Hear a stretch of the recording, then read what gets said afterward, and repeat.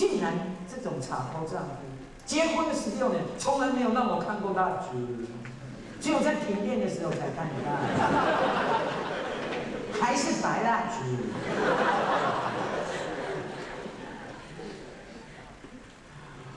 不要看负面，我们每一个人都把自己的角色演好，善起别人的事。我们来听听济公老师在前几年批出来的这一首歌。好，来，后面的帮我 play 这3首，另外一边的这3首。DJ。